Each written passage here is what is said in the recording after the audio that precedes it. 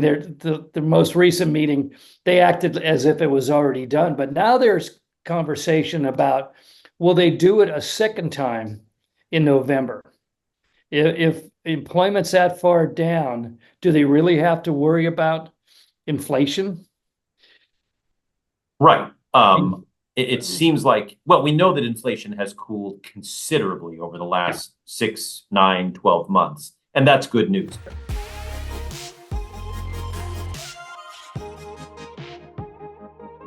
Hi, everyone, and welcome to the Silicon Insider podcast. Hey, Scott, how are you? I'm well, Michael. How are you doing? Right from the Olympics to the convention. Interesting time for news, but still all this business news all around it. So it's good Well, time. let's talk about the biggest news of the week. I think it's once again it's a financial one, or not a financial one, a government one. This is one of the biggest scandals I've heard in a while. It turns out that the Bureau of Labor Statistics have overcounted new jobs this year alone by 818,000 workers. Now, how do you miss by that much? And it bothers me because you and I talk about this all the time, the jobs numbers, people make investments based on it, companies uh, predict hiring and the state of the economy on that. And yet I've begun to notice recently that people only are skeptical about this number. And now no one's going to believe it for a long, long time until something gets straightened out. Right. In an era where both political parties, especially now in an election season, are throwing accusations, about being inaccurate back and forth, you would expect these numbers to be rock solid. And I know in the past we've had slight corrections, but this feels like a very, very big correction. And you're right. How can you trust this organization and these numbers, especially given that so much investment and hiring and confidence or lack of confidence comes from these very job numbers? Yeah, the Bureau of Labor Statistics is supposed to be like Caesar's wife, but this is the worst correction in 15 years. And now it coming right now is throwing a lot of, confusion in on as the two political parties fight back and forth, and people are saying, oh, we have a robust economy. No, we have a falling economy. We don't know what to think anymore. Right. I mean, one thing that stayed consistent during the are we or aren't we heading toward a recession, given that inflation was high and prices were high, was still the bedrock of our economy, which is that people were able to go to work. They had jobs. Companies were still hiring. And now I don't exactly know, because this number, again, feels big. I don't exactly know what it means to have this big of a correction. But one thing that we really depended on was job growth. And now we realize there was considerably less job growth during the last 12 months. And so I don't know what that means going forward. Are people going to lose confidence? Are people, realizing that more people were really hit hard by this inflation than we thought? I just don't know. And yet, the stock market stayed stable with this news, which is interesting. You would think it would affect it. On the other hand, one thing that is almost guaranteed right now, the Fed is going to cut rates in September. I mean, the most recent meeting, they acted as if it was already done, but now there's conversation about will they do it a second time in November? If employment's that far down, do they really have to worry about inflation? Right. It seems like, well, we know that inflation has cooled considerably over the last 6, 9, 12 months, and that's good news. Has it gotten cool enough for the Fed to cut interest rates? Not yet, but now it seems like it is. At the same time, though, like I said earlier, the economy was looking stronger because of these job numbers. So maybe the Fed, which sort of hung its hat on the 2% handle before it lowered interest rates, might have even lowered it earlier had we known that we were not gaining as many jobs as we thought we were. And so I don't know if that goes into the calculation. The stock market didn't seem to react all that much, but you wonder if the Fed says, uh-oh, if there are fewer people working out there, that means more people are likely affected by the inflated prices. Yeah. Okay. Let's move on to the next one. A federal judge in Texas on Tuesday barred the U.S. Federal Trade Commission rule, the brand new one is about to take effect, that would ban employers from requiring their workers to sign non-compete agreements. I don't know how that's going to stand up or anything else, but they basically said the FTC went out of bounds. They went too far on this. And it's interesting. You read that and you go, is that a big deal? But Silicon Valley has been largely built on rules about non-competing and giant lawsuits. In fact, one of the first really great lawsuit I covered in Silicon Valley was Zilog versus Intel, where a guy left, a guy named Howard Raphael left Intel and went to Zilog, and then he met somebody from Intel in the airport and said, "Oh yeah," and he started talking about how he was using all the information he'd learned from Intel and all that. We've had non-compete stuff for years, and it's always kind of in the background in Silicon Valley, but we do know that a lot of companies, a lot of the big companies got into trouble a few years ago because they were quietly doing non-recruit certain people and that sort of thing. So I think it's just something worth watching to see how this thing resolves. Yes, to everything you just said. And one thing I would add, not knowing how this is going to go, is I think we're entering an era of a stronger FTC taking on tech in Silicon Valley, and B, Silicon Valley that feels threatened and is going to fight back. And I think this is just day one of that. Yeah, and we'll talk in a minute about Eric Schmidt and a speech he gave to students at Stanford a few months ago, that has just been disclosed to the world. For now, though, let's talk about. I'm sure you read in the news, and heaven knows I have been inundated for the last 48 hours, day and night. I think I've been on 3 BBC radio or TV news programs about this gentleman, Mike Lynch. And the reason they're asking me is not only because his story really ends in Silicon Valley, or almost, before the postscript, and because I happened to be on my regular BBC show a few weeks ago, and he came on talking about his trial, which was something out of Dickens. I mean, it went on in one form or another for 12 years.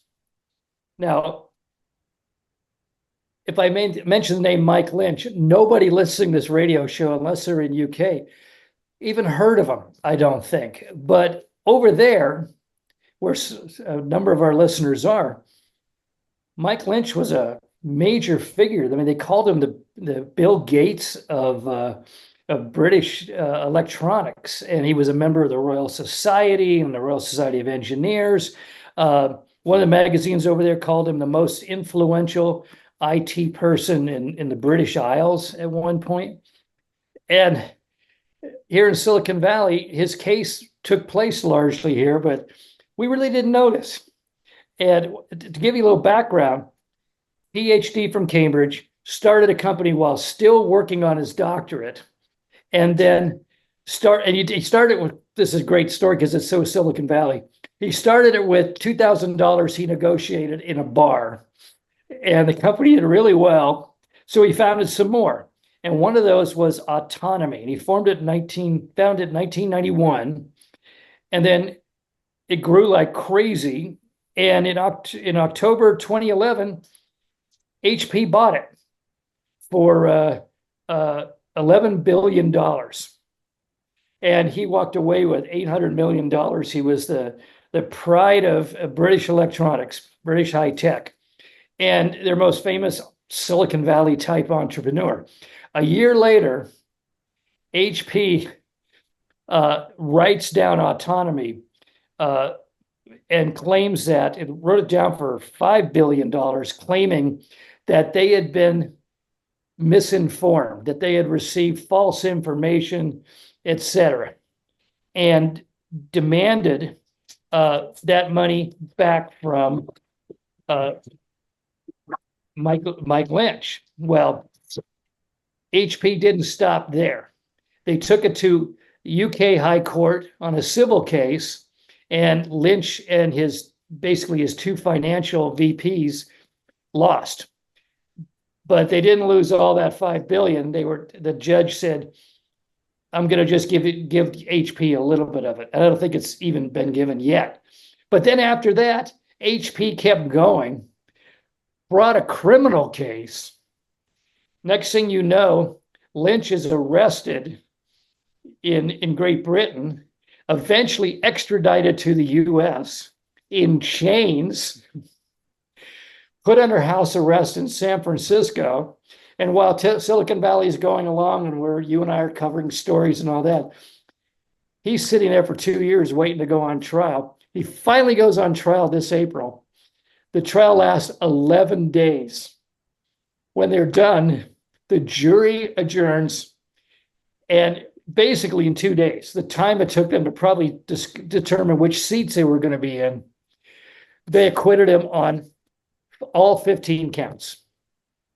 So 12 years later, he's free. He goes home, and when he was on the TV show, the radio show with me, he was talking about how liberated he felt, how he hated the U.S. judicial system because it took a rich man to win, but he only thought the British judicial system, they were just dumb.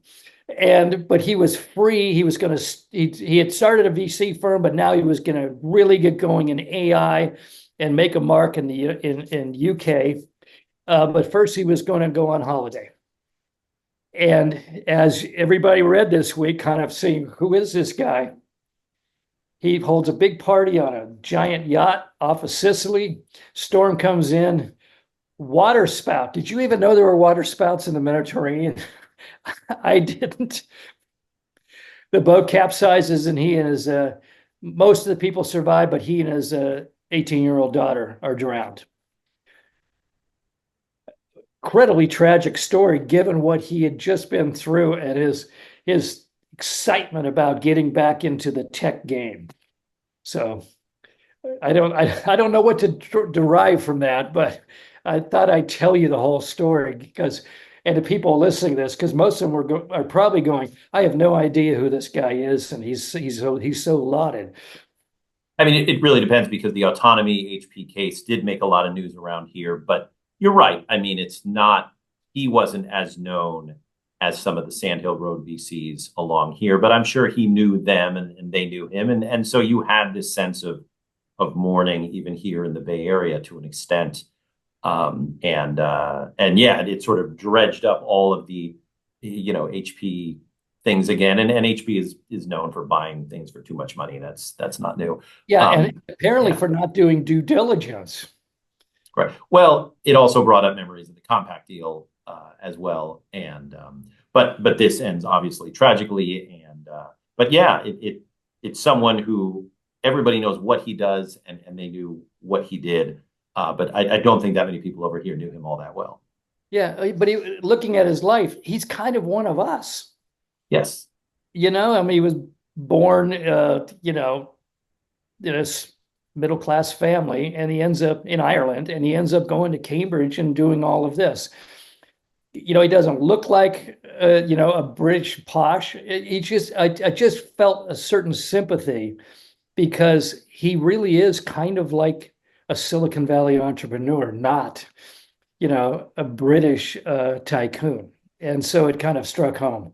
And obviously I got asked about it on BBC Wales and morning TV, and because they took it real seriously over there. So anyway, I just want to give him a little word, a little send off from what he accomplished and what he had to go through over here.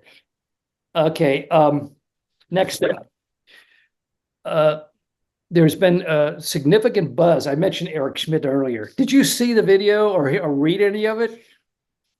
I think I read it. What was said. Yeah. Well, you can't see it anymore because Stanford apparently pulled that video as soon as it got out, because, Eric was saying some very interesting things. And, I know Eric, and God, I've known him for 30 years. And I mean,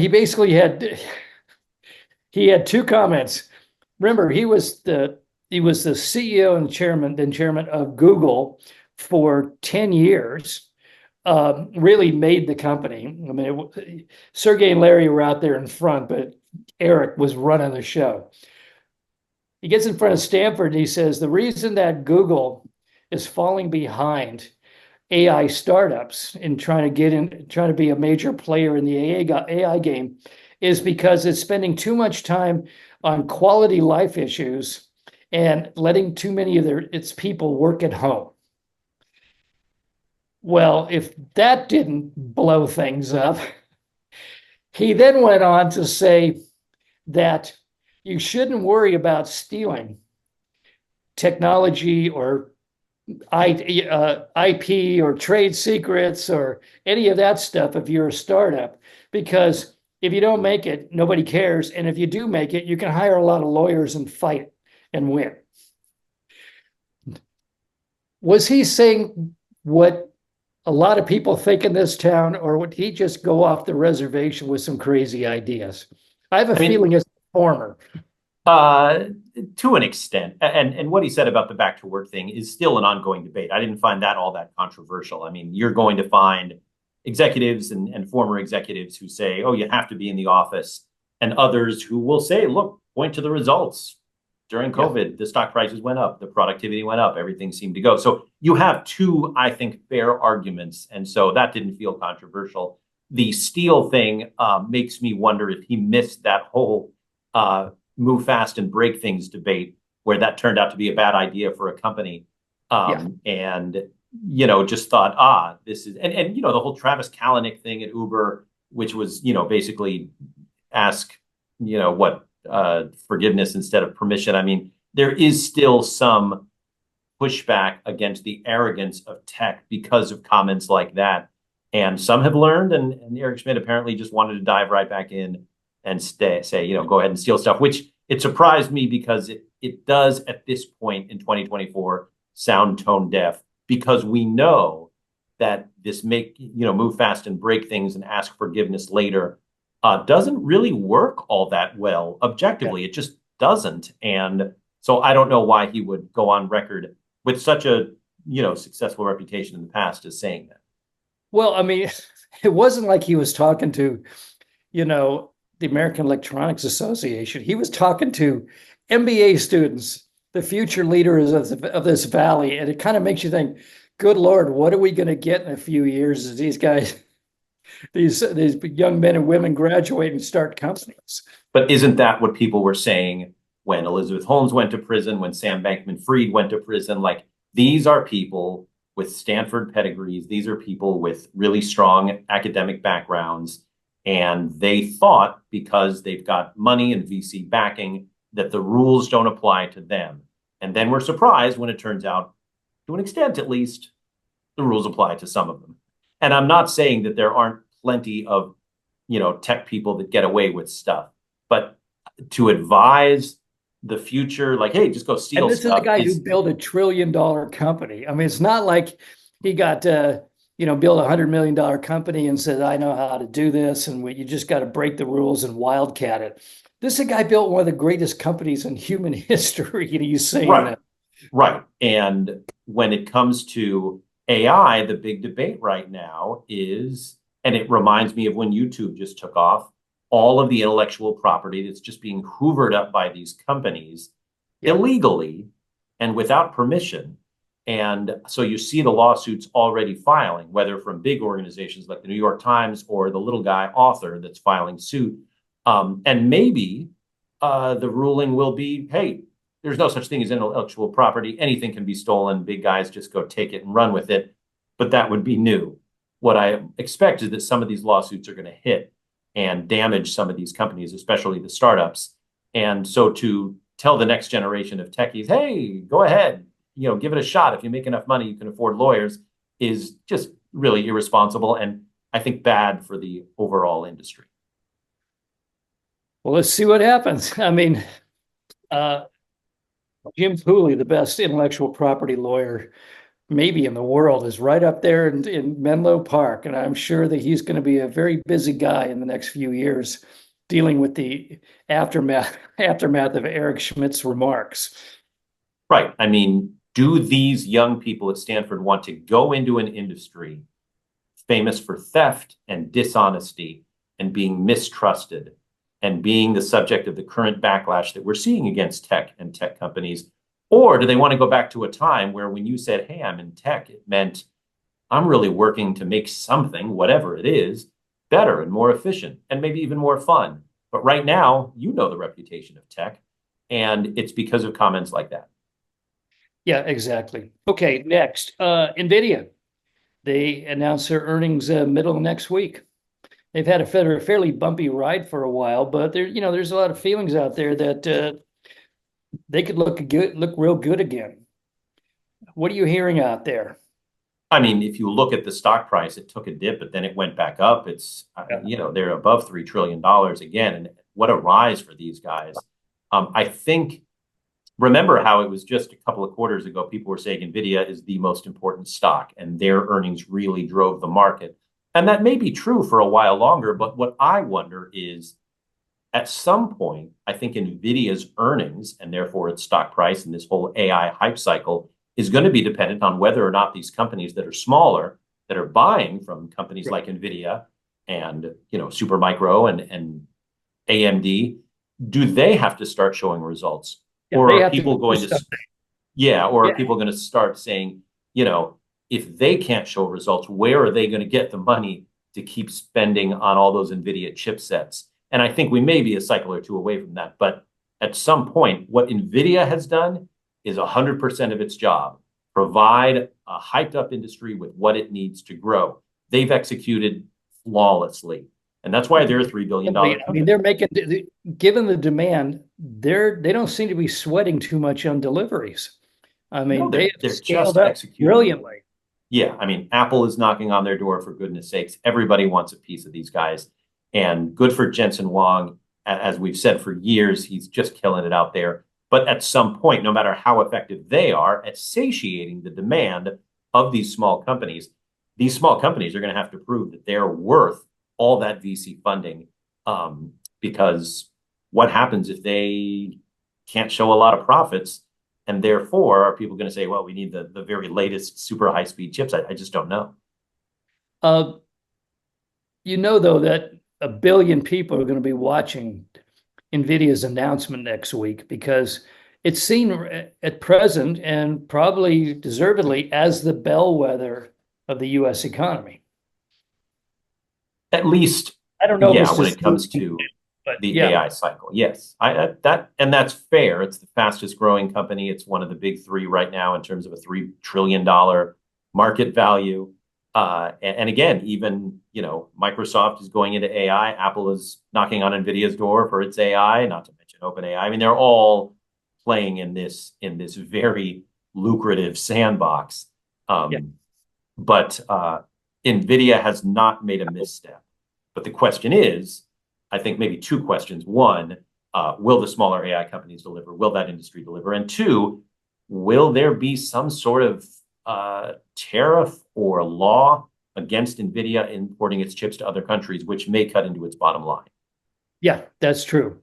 The question I have is, will people see if NVIDIA comes out with a great number or a bad number next week, will it be seen as an indicator of NVIDIA's success, of AI success, or will people see it as the recession is on, or we're having a soft landing and we're going to come out okay? Are we investing too much in NVIDIA's numbers like we used to? Remember during 2002, 2001, Intel kept doing great even as the dot-com bubble burst.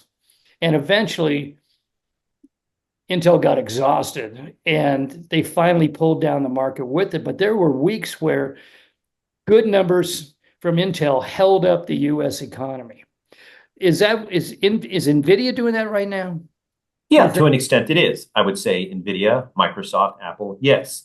There's a whole lot of value, a whole lot of job creation, a whole lot of stock market churn. But are we putting too much on that? Yeah, we probably are. But that's how Wall Street works. Very psychological, very much following the crowd. And so if Sure. NVIDIA stays hot, there are a lot of other companies that will benefit in that wake.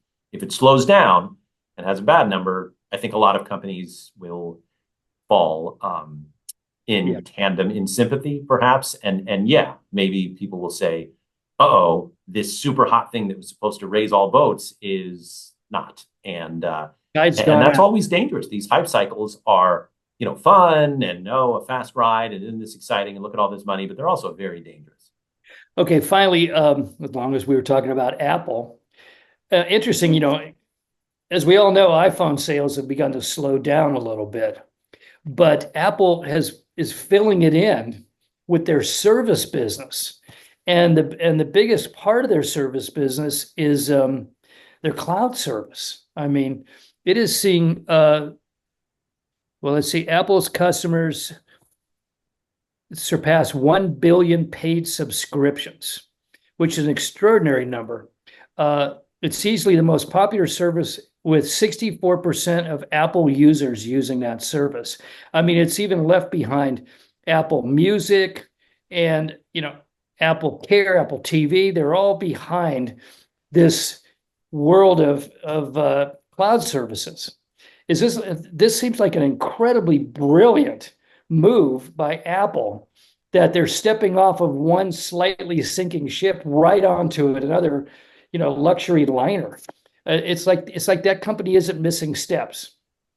No, and Apple and Tim Cook famously really, really good at doing what you just said. And, the iPhone is there a consumer device more successful than the iPhone in history? I don't know. You could argue over that, but, they've saturated the market. And so what happens, get people to store all the stuff they're doing and creating with the iPhone. I mean, for my money, the iPhone was the second best idea in the world. The best was the App Store to go on top of the iPhone. That really changed everything. It created an incredible amount of new companies, et cetera. It created a universe. Right, a whole universe, a whole economy to itself. But yeah, look at, the success of Microsoft, of Amazon. These are companies that did one thing really well and then got into the cloud. And the cloud was going to be, it's something we call storage, but it turned out to be really important and something a lot of people and companies are willing to pay for. And Apple, which allows you to create so much stuff, now gives you a place to put it. It all makes sense in their universe, and it's a pretty successful, lucrative universe. Okay, finally, last tempest in a teapot, still on Apple. Apple people, including you, people love that company so much and they feel like they own it, that Apple, when it does make a misstep, it just seems absurd to anybody outside the Apple universe. So the new one is the new color for the iPhone 16 Pro. One of the new colors now, they're going to get rid of but